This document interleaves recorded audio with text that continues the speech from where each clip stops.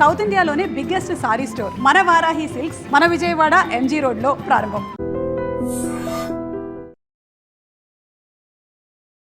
శ్రీశైలేశదయాపాత్రం ధీభక్త్యాదిగుణార్ణవం యతీంద్రప్రవణం వందే రమ్యజామాతరం మునిం లక్ష్మీనాథసమారంభాం నాథయామునమధ్యమాం అస్మదాచార్యపర్యంతాం వందే గురుపరంపరాం యో నిత్యమచ్యుతపదాంబుజయుగ్మరుక్మా వ్యామోహతస్తదితరాణి తృణాయ మేనే అస్మద్గురోర్భగవతోస్య దయేకసింధోః రామానుజస్య చరణౌ శరణం ప్రపద్యే.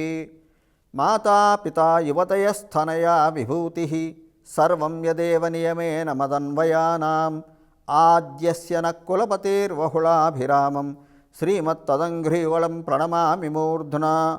భూతం సరశ్చ మహదాహ్వయభట్టనాథ శ్రీభక్తిసారకులశేఖరయోగివాహాన్ భక్తాంఘ్రిరేణుపరకాలయతీంద్రమిశ్రాన్ శ్రీమత్పరాంకుశమునిం ప్రణతోస్మి నిత్యం.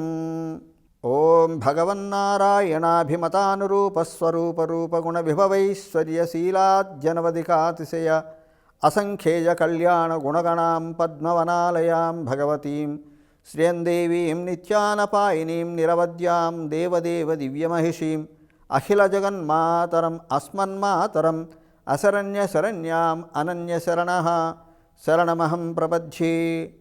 కర్కటే పూర్వఫల్గుణ్యాం తులసీకాననోద్భవాం పాండ్యే విశ్వంబరాం గోదాం వందే శ్రీరంగనాయకీ. నీళాతుంగస్థనగిరితటీ సుప్తముద్బోధ్య కృష్ణం పారార్థ్యం స్వం శృతిశతశిరసిద్ధమధ్యాపయంతి సోచ్ఛిష్టాయాం స్రజినిగళితం యాఫలాత్కృత్య భుంక్తే గోదా తస్యై నమ ఇదమిదం భూయ ఏవాస్తు భూయః. అన్నవయల్ పుదువై ఆండాళరంగర్కు పన్ను తిర్పావై పల్పదియం ఇన్నిషయాల్ பாடிக் கொடுத்தார் நல்பாமாலை பூமாலை சுடிக் கொடுத்தாடே சொல் சூடிக் கொடுத்த சுடற்கொடியே தொல்பாவை பாடி அருளவல்லவல்வலாய் நாடினி வேங்கடவர்க்கு என்ற விதியின் நிம்மாற்றம் நாங்களவா வண்ணமே நலுகு. ఓం అస్మద్గురుభ్యో నమః. శ్రీమతే రామానుజాయ నమః. శ్రీకృష్ణపరబ్రహ్మణే నమః. ఓం శ్రీ గోదారంగనాథాభ్యాం నమః. జై శ్రీమన్నారాయణ. జై శ్రీకృష్ణ. జై జై శ్రీకృష్ణ. ప్రియ భగవద్భక్త బంధువులారా, అమ్మ గోదాదేవి మనకు ఉపదేశించినటువంటి ధనుర్మాస వ్రతంలో ఈరోజు 5వ పాసురాన్ని మనం అనుసంధానం చేసుకొని యథాశక్తిగా విశేషార్థాలు చెప్పుకుందాం. ముందుగా పాసురం. ఓం శ్రీ గోదాదేవ్యై నమః. మాయేనై మన్నవడమధురమైందనై தூய பெருநீரியமுனை துறைவனை ஆயர் குலத்திலின் தோன் மனவிலக்கை தாயை குடல் செய்த தாமோதரனை தாயை குடல் விளக்கம் செய்த தாமோதரனை தூயோமாய் வந்து நான் தூமலர் தூவிஸ்துது வாயினார் பாடு மனத்தினால் சிந்திக்கா போஜ பியும் புதர்வான் நினவும் தீனுல் தூஷாகும் செப்பேலோரெம்பாவாய் போஜ பிஜயம் புகுதிரவான் ననవం తీనులు తూషాగం చెప్పేలోరెంబావాయ్ అని గోదాదేవి మనకి ఈ పాసురంలో భగవంతుడి యొక్క ప్రభావాన్ని, వైభవాన్ని మరొక రూపంలో అనుసంధానం చేస్తుంది. ఎలాగా? మాయనై అనేటువంటి ఒక పదంతో భగవంతుడి యొక్క మాయా ప్రభావం ఎంత గొప్పదో అమ్మవారు చెప్తుంది. అంటే మాయా అంటే ఏమిటి అంటే భగవంతుడి యొక్క శక్తులన్నీ వివిధ రూపాల్లో విభజించబడి అది సృష్టి కారణమైనప్పుడు, ప్రకృతి వికృతిగా మారినప్పుడు దాన్ని మాయా అంటారు. మనం కనబరిచే మాయ వేరు, మనకు కనబడేవి. ఇంద్రజాల మహేంద్రజాలాన్ని కూడా మాయా అంటారు. ఇవి చిన్న చిన్న మాయలు. చిన్న మాయ కలిగిన వాడు ఇంద్రజాలి కూడా ఏం చేస్తాడు? ఆ క్షణంలోనే కొన్ని గింజలను చల్లి వెంటనే అవి మొలకెత్తి ఫలపర్యంతమయ్యేలాగా చేస్తాడు, ఫలాలు ఇచ్చేలాగా ఆ క్షణంలోనే. కానీ ఎంతకాలం ఉంటుంది? అది ఆ క్షణంలోనే మళ్ళీ అదృశ్యమైపోతుంది, కనబడకుండా పోతుంది. ఇది సాధారణమైనటువంటి మాయ. కానీ భగవంతుడి మాయ ఎలాంటిది? జగత్ సృష్టి స్థితి లయలకు కారణమైనటువంటి మాయ. ఒకసారి భగవంతుడు సృష్టి ప్రారంభిస్తే కొన్ని లక్షల సంవత్సరాల వరకు ఆ సృష్టి నిలబడి ఉంటుంది. జీవులు మారుతూ ఉంటారు, దేహాలు మారుతూ ఉంటాయి. ఎలాగైతే మూడు కాలాలు మనకున్నాయో, 6 ఋతువులు మనకున్నాయో, 12 మాసాలు ఉన్నాయో, అలాగే మన ఈ జీవుడు ఈ శరీరాలను వదిలి ఇంకో శరీరానికి మారుతూ ఉంటాడు. కానీ ఆ యుగం అలాగే నిలిచి ఉంటుంది. కలియుగ ప్రమాణం ఎంత? 4,32,000 సంవత్సరాలు ఈ కలియుగ ప్రమాణం. దీనికి రెట్టింపు ద్వాపరయుగము, దానికి రెట్టింపు త్రేతాయుగము, దానికి రెట్టింపు కృతయుగము 32 లక్షల సంవత్సరాల పైన ఉంటుందట.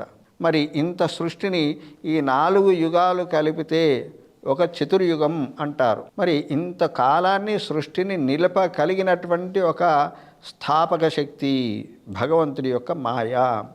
అలాంటి సృష్టి కలిగించినటువంటి తర్వాత ఇంకెవరైనా మైందనై అంటే యువరాజు అయినటువంటి వాడు. ఎక్కడ యువరాజు? అక్కడ కంసుని తర్వాత ఈయనే రాజు. కానీ ఇక్కడ నందగోకులం ఉన్నంత వరకు నందుడు రాజు అయితే ఈయన యువరాజుగా ఉంటాడు నందగోకులంలో. అలా నందగోకులానికి యువరాజు అయినటువంటి వాడు ఎక్కడున్నాడు మరి? ఈయనే తూయ పెరునీర్ అంటే పరిశుద్ధమైనటువంటి జలాన్ని ప్రవహించేటువంటి యమునా నది తీరంలో విహరించేవాడట. ఈ లక్షణాలన్నీ ఎవరికి ఉన్నాయి? యమునా తీరంలో ఏ అవతారంలో భగవంతుడు విహరించాడు అంటే శ్రీకృష్ణ అవతారమే. అదే శ్రీరామచంద్రుడు సరయూ నది తీరాన ఆయన విహరించాడు.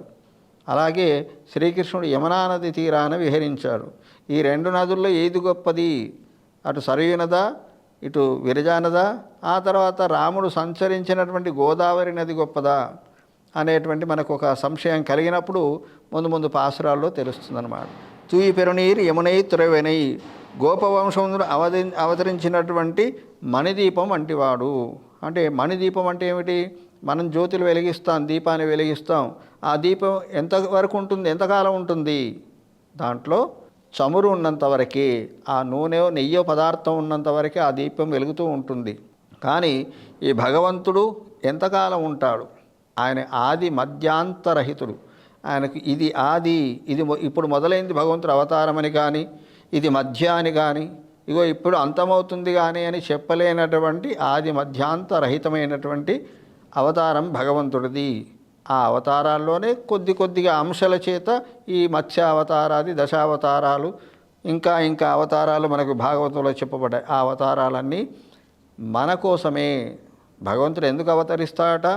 ఆయన అవతరించడానికి ఆయనే 3 కారణాలు చెప్తాడు భగవంతుడు. ఏం కారణాలు? పరిత్రాణాయ సాధూనాం. సాధువులు అంటే మంచి ప్రవర్తన కలిగిన వాళ్ళు. అలా సాధు ప్రవర్తన కలిగిన వాళ్ళను పరిత్రాణాయ రక్షించడం కోసం, వినాశాయచ దుష్కృతాం. దుష్కృతి అంటే పాపాలు కర్మలు దుష్కర్మలు చేసేవాళ్లను నశింపచేయడానికి తాను అవతరిస్తాడట. ఇంకోటి ధర్మ సంస్థాపనార్థాయ సంభవామి యుగే యుగే. అంటే ఎప్పుడైతే యథాయథాహి ధర్మస్య గ్లానిర్భవతి భారత అన్నాడు. అప్పుడు ఎప్పుడైతే అధర్మానికి హాని కలుగుతుందో అప్పుడు అవతరిస్తాను అన్నాడు. మరి అవధర్మానికి హాని కలిగితే అధర్మాన్ని తొలగించడం ఒకటేనా అవతార ప్రయోజనము అంటే కాదు. ఈ 3 ప్రయోజనాలు చెప్తున్నాడు. ఏమిటి? సాధువులను రక్షించడము, దుష్టులను శిక్షించడము, తద్వారా ధర్మ సంస్థాపన చేయడం. ఈ విధమైనటువంటి అవతార వైభవం భగవంతుడిది. ప్రతి అవతారానికి ఈ 3 ప్రయోజనాలు ఉంటాయి. అలాగా ఎక్కడ అవతరించాడు ఈ స్వామి? ఈ గోకులంలో, మధురలో పుట్టి గోకులంలో పెరిగినటువంటి వాడు. ఆ మధురకి గోకులానికి కూడా మణిదీపం లాంటి వాడు. జ్యోతిలాగా ఏదో కొంతకాలం కాదు, మణిదీపం ఎప్పుడూ వెలుగుతూనే ఉంటుంది. దానికి ఏదో చమరైపోవడం లాంటిది లేదు. ఆ మణి ఉన్నంతకాలం ఆ తేజస్సు, ఆ వైభవం, ఆ కాంతి ఉంటూనే ఉంటుందన్నమాట. అలాంటి మణిదీపం లాంటి వాడు శ్రీకృష్ణ భగవానుడు. తాయై కుడల్ విలక్కం శైతదామోదరణై అంటే యశోదా గర్భాన్ని ప్రకాశింపజేసిన వాడుట. యశోదా గర్భంలో జన్మించాడైనా లేదు, దేవకీ గర్భంలో జన్మించాడు. అయినప్పటికీ కూడా ఇక్కడ యశోదా తనయుడిగానే పిలువబడ్డాడు శ్రీకృష్ణుడు. బాల్యమంతా కూడా అక్కడే గడిచిపోయింది. కాబట్టి యశోదా గర్భసంభూత, దేవకీ గర్భసంభూత అన్నప్పటికీ కూడా ఆ యశోదా గర్భాన్ని పావనం చేసినటువంటి వాడవయ్యా. ఆ తల్లి గర్భాన్ని, 2 గర్భాలు, అటు యశోదాదేవి గర్భాన్ని, ఇటు ఎందుకు స్తన్యాన్ని తీసుకున్నాడు అక్కడ. యశోదాదేవి తనయుడిగా చెప్పబడ్డాడు. కాబట్టి ఆ తల్లి గర్భాన్ని జన్మించినందుకు దేవకీదేవి గర్భాన్ని, అందరి యొక్క గర్భాలను ప్రకాశింపచేసినవాడా అని దామోదరణై తుయోమాయి వందునాం. పరిశుద్ధులమై వచ్చినాము. ఎక్కడికి వచ్చినాము? దామోదరణై. మనకి గతంలో గడిచిన మాసం, ఈ మార్గశిర మాసానికి ముందు గడిచింది కార్తీక మాసం అంటాం కదా. ఆ కార్తీక మాసానికి మరో పేరు దామోదర మాసము అంటారు. అసలు ఈ దామోదరుడు అంటే ఎవరు? శ్రీకృష్ణుడే దామోదరుడు. మరి ఆ పేరు ఎందుకు వచ్చింది అంటే, ఈయన చాలా అల్లరి పిల్లవాడు కదా, అల్లరి చేస్తుంటాడు ఎప్పుడు. ఆ ఇంట్లో పాలు, ఈ ఇంట్లో పెరుగు, మిగతా తన ఇంట్లో లేనట్టు. 5 లక్షల గోవులు ఉన్నాయట నందుడికి. మరి అంత పాడి సంపద ఉన్నప్పటికీ ఇంకో ఇంట్లో ఎందుకు అంటే, వాళ్ళను కూడా అనుగ్రహించాలి. అది భగవంతుడి యొక్క అవతార ప్రయోజనం కదా, అందరిని ఆనందింప చేయాలి అని ఆ లీలలను ప్రదర్శిస్తూ ఉంటాడు. ఆయన వెళ్ళి ఆ ఇంట్లో ఈ ఇంట్లో పాలు పెరుగు దొంగిలిస్తుంటే తట్టుకోలేకపోతే తనొక్కడే తినడు. తను తిన్నంత తిని తన స్నేహితులకు పెట్టినంత పెట్టి మిగతా అంతా ఏదో కుండలు పగలగొట్టి అల్లరి నానా గందరగోళం చేసి వస్తాడనమాట. వీళ్ళందరూ యశోదాదేవికి కంప్లైంట్ చేయడం వెళ్ళి, అమ్మ మీ కృష్ణుడు ఇలాంటి అల్లరి చేస్తున్నాడు కాబట్టి అమ్మ నీ కుమారుడు మా ఇంట్లోను పాలు పెరుగు మననీడమ్మ పోయేదం ఎక్కడికైనాను అని మేము ఈ నగరాన్ని విడిచి వెళ్ళిపోతామమ్మా, నీ ఆ పిల్లవాడిని అల్లరి తట్టుకోలేము అని ఆ యశోదాదేవికి చెప్పినప్పుడు, అయ్యో ఇంత అల్లరి చేస్తున్నాడా ఈ పిల్లవాడు, నాకు ఒక అపకీర్తి తెచ్చిపెడుతున్నాడు కదా, ఈయన్ని కట్టివేద్దామని చెప్పి ఒక తాడు తీసుకొని బయలుదేరుతుంది. ఆయన అనంతమైనటువంటి అనంతకోటి బ్రహ్మాండాలను తన గర్భంలో దాచుకున్నవాడు. ఏ తాడుకు కట్టిపడతాడు. ఆయనను కట్టే ప్రసక్తి లేదు, ఆయనను కట్టే శక్తి లేదు, ఆయనను కట్టే ఒక సాధనము లేదు. ఒక శక్తి, ఒక సాధనం మాత్రం, ఏది భక్తి అనే సాధనానికి కట్టుబడతాడు. భక్తుల యొక్క శివదానికి కట్టుబడతాడు. అంతకు మించి ఎక్కడా కాదు. ఆ యశోదాదేవి ఈయన నడుముకు ఒక తాడును కట్టి, ఆ తాడు కట్టడానికి చాలా కష్టపడుతుంది. ఆ గోకులంలో ఉన్న తెచ్చి కట్టిన తాళ్ళు ఎన్ని తాళ్ళు తెచ్చినా సరిపోవట్లేదు ఆయన బొజ్జకి. ఇంత చిన్న పిల్లవాడు, మరి అంత పెద్ద బొజ్జ ఎలాగ తయారైంది? అదే భగవంతుడి మాయ. కాబట్టి అప్పుడు ఆ యశోదాదేవి బాధను తట్టుకోలేక తనకు తానుగా కట్టుబడ్డాడు. అప్పుడు ఆ కట్టుబడ్డాడులే అని చెప్పి సంతోషించింది. మనం కూడా ఏదైనా కార్యాన్ని సాధిస్తే ఇది నా వల్లే అయింది అనుకుంటాం. లేదు, మనం ఒక మంచి చేసినా చెడు చేసినా అది భగవంతుడి యొక్క ప్రేరణ, ఆయన శక్తి. భగవతో బలేనా భగవతో వీర్యేణ భగవత తేజసహ అన్నట్టుగా ఆ భగవంతుడి యొక్క పరిపూర్ణమైన అనుగ్రహం ఉంటే దాన్ని ఏదైనా చేయలేం మనం. హరి ఆజ్ఞ లేనిదే తృణమైన కదలదు అంటారు. అంటే భగవంతుడి ఆజ్ఞ లేకుండా గడ్డిపోచ కూడా కదలట. గడ్డిపోచ కదలాలంటే గాలి వీచాలి, గాలి వీచాలంటే భగవంతుడి యొక్క ఆజ్ఞ జరగాలి. కాబట్టి అంతటి శక్తి కలిగిన పరమాత్మను ఒక గోపబాలిక కట్టేస్తుందా యశోదాదేవి. సరే, తన అనుగ్రహం చేత కట్టుబడ్డాడు. అప్పుడు ఆ తాడుతో కట్టినప్పుడు ఆయన బొజ్జకు ఒక మచ్చ పడిందట. దాన్ని ధామము అంటే మచ్చ, ఉదరము అంటే బొజ్జ. ఆ ఉదరం మీద ధామం ఏర్పడింది కాబట్టి దామోదరుడు అనేటువంటి ఒక పేరు కృష్ణుడికి వచ్చింది. ఆ పేరు తనకు చాలా ఇష్టంగా భావిస్తాడట. ఎందుకు? తల్లి యొక్క లీలలను కూడా ఇక్కడ చూపించింది. తన లీలే కాదు, యశోదాదేవి యొక్క భక్తి, శక్తి, శ్రద్ధ, పట్టుదల ఎంత గొప్పతో కూడా మనకు తెలియజేసింది. కాబట్టి దామోదరుడు అనేటువంటి పేరు చాలా ఇష్టమట స్వామి. ఆ స్వామికి ఏం చేద్దాము? మంచి పూలను సమర్పిద్దాము అంటున్నారు. ఆయన పాదాలకి మంచి పూలను. ఏం పూలు? మంచి పూలు. అన్ని పూలు మంచి అంటే అర్థమేంటి అంటే పరిశుద్ధమైనటువంటి. ఏటిది పరిశుద్ధమైనటువంటి పువ్వులు ఎక్కడున్నాయి అంటే, సృష్టిలో ఉన్న పువ్వులన్నీ కూడా తుమ్మెదల చేత ఎంగిలి చేయబడ్డవే, జనాలందరి చేత చూడబడ్డవే, చూస్తే కూడా ఎంగిలే.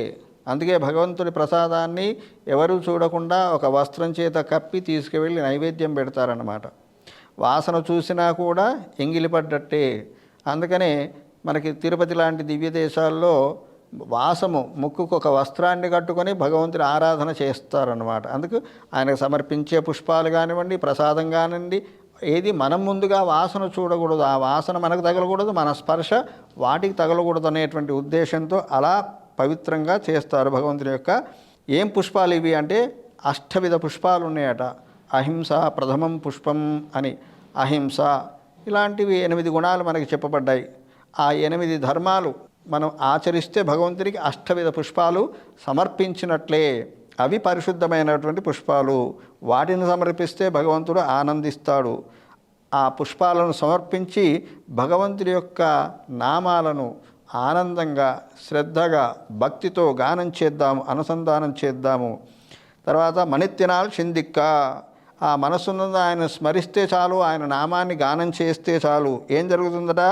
పోజపియం పోదరవాన్, నిల్వ చేసుకున్నటువంటి పెట్టుకున్నటువంటి ప్రవేశించుటకు వీలు కానటువంటి ఆగామి సంచిత ప్రారబ్ధ కర్మలన్నీ కూడా, ఇంతకుముందు చెప్పుకున్నాను త్రివిధ కర్మలని, సంచితము, ప్రారబ్ధము, ఆగామి, అవన్నీ కూడా నిప్పులో కాలిన కట్టెల్లాగా దూదిపింజల్లాగా కాలి మాడి మసైపోతాయి అని భగవద్గీతలో కూడా శ్రీకృష్ణుడు చెప్తాడు. దీన్నే జ్ఞానాగ్ని దగ్ధ కర్మాణం అంటాడనమాట. భగవంతుడికి అంత శక్తి ఉందా? ఉంది అని ఎన్నో సందర్భాల్లో స్వామి నిరూపించాడు భారత భాగవతం. అందుకే భాగవతం చదవాలి. మానవుడికి మోక్షాన్ని ప్రసాదించేటువంటి ఏకైక గ్రంథం ఏదైనా ఉంటే అది భాగవతం. ఇంకే సాధన చేయాల్సిన అవసరం లేదు. భగవద్గీత కేవలం అనుసంధానం చేయడం కాదు, దాన్ని పారాయణ గ్రంథం కాదు, అనుష్ఠాన వేదాంతం అంటారు భగవద్గీతలో ఉన్నది.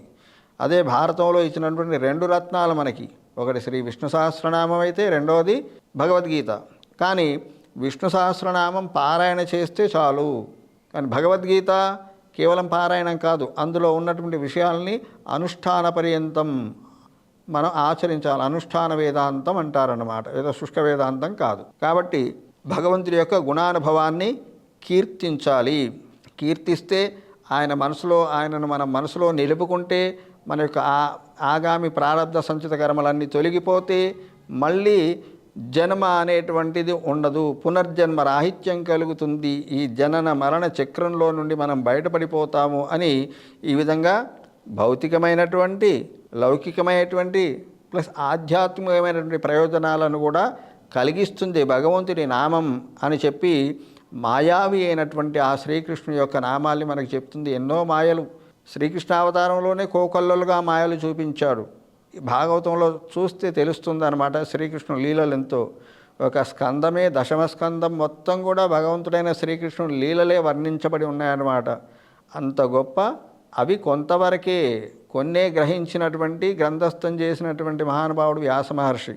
కాబట్టి మిగతా గ్రంథాలు ఏమీ మనం తపస్సులు, యజ్ఞాలు, దానాలు ఏం చేసినా చేయకపోయినా సరే భాగవతాన్ని ఒకసారి వింటే చాలు, తరించిపోతాం. పరీక్షిత్ మహారాజు కూడా శుకయోగి ద్వారా ఆ భాగవతాన్ని విని తరించిపోయాడు. అలాంటి భగవన్ లీలలను మనం అనుసంధానం చేద్దాం, భగవంతుని యొక్క నామాన్ని మనం అనుసంధానం చేద్దామని చెప్పి గోదాదేవి మాయావి అయినటువంటి ఆ మహాత్ముని యొక్క వైభవాన్ని ఈ పాసురంలో వివరించింది మనకి. జై శ్రీమన్నారాయణ. ఓం అస్మద్గురుభ్యో. And for more videos, Please subscribe to iDream. Please subscribe to iDream. Please subscribe iDream. And please subscribe to iDream. For more videos, subscribe to iDream. please like, share and subscribe to the channel. Congratulations, iDream. Subscribe to iDream.